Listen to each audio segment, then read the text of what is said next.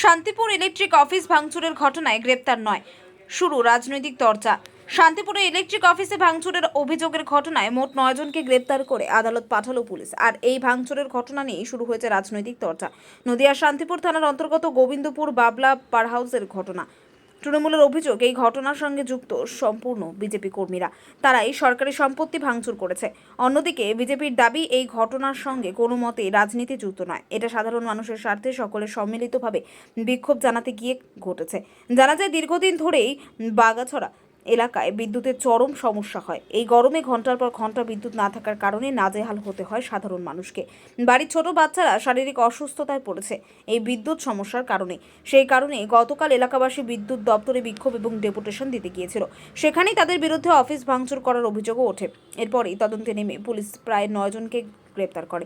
আর তারপরে শুরু হয় রাজনৈতিক চর্চা।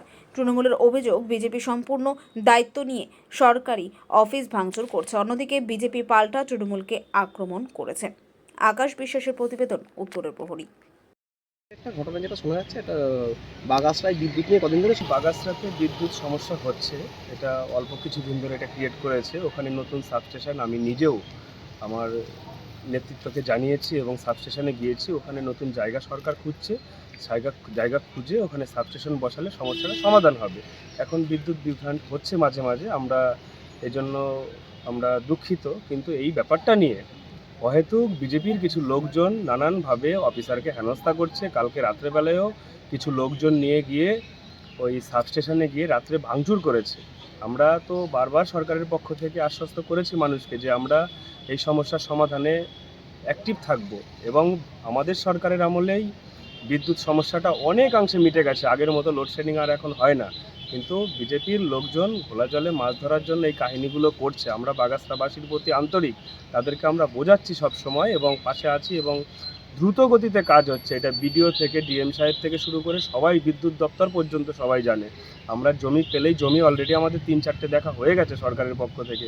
জমিতে আমরা কাজ শুরু করে দেব, এবং তাছাড়াও যতদিন কাজ না হবে তার আগে আমরা এই জায়গাটা সচল রাখার খুব চেষ্টা করছি। আপনার নাম?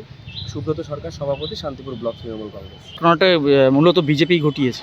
হ্যাঁ, সেটাই তো পরিষ্কার হয়ে গেছে পরবর্তীতে। কিন্তু তার পরিপ্রেক্ষিতে আমরা দেখতে পেলাম যে দুপুরবেলায় ওরা গিয়েছিল ডেপুটেশন দিতে। তো ঠিক আছে, তার অধিকার সবার রয়েছে, ডেপুটেশন দিয়েছে। ওরা ডেপুটেশন দেওয়ার পরিবর্তে রাত্রে 1টার সময় সারা রাত ভরে ওই পাওয়ার হাউসে গিয়ে এরা তাণ্ডব লীলা চালিয়েছে আর কি, ভাঙচুর করেছে সরকারি সম্পত্তি। এই ঘটনা না ঘটলেই ভালো হতো, কারণ একটা স্থায়ী সমাধানের পক্ষে সরকার এগোচ্ছে। ঠিক আছে।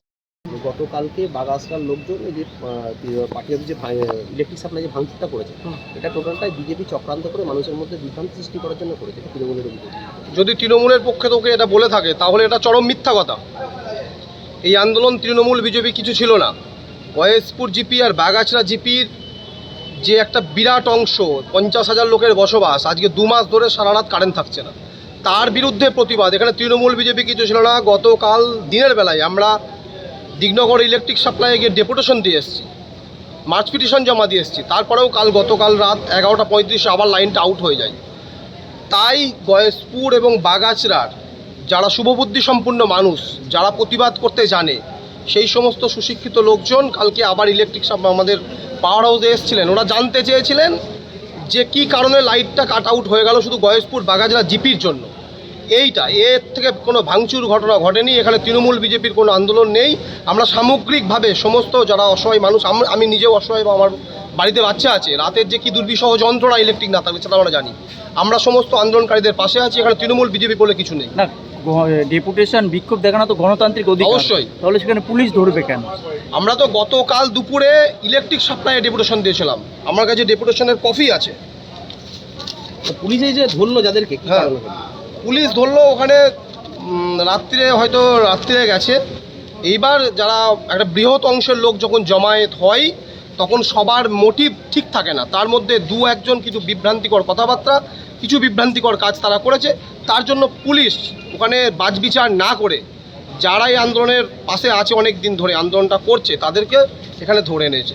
এখানে কে দোষী কে নির্দোষ সেটা ব্যাপার না, পুলিশ সামগ্রিকভাবে সবাইকে তুলে এনেছে। আর তৃণমূলের যেটা অভিযোগ তোলা অভিযোগ যে বিজেপি এটা করেছে। না না, এখানে আমি বলছি তো, এখানে দায়িত্ব নিয়ে বলছি, আপনারা বাগাছড়া গয়েশপুর অঞ্চলে যান, সাধারণ আম পাবলিককে জিজ্ঞাসা করুন। আর তৃণমূল যদি করে বলে থাকে এটা চরম মিথ্যা কথা, ওনারা রাজনীতি করার চেষ্টা করছেন। এখানে রাজনীতি করে কিছু লাভ হবে না। আপনার নাম? আমার নাম ব্যুরো রিপোর্ট, উত্তরের প্রহরী।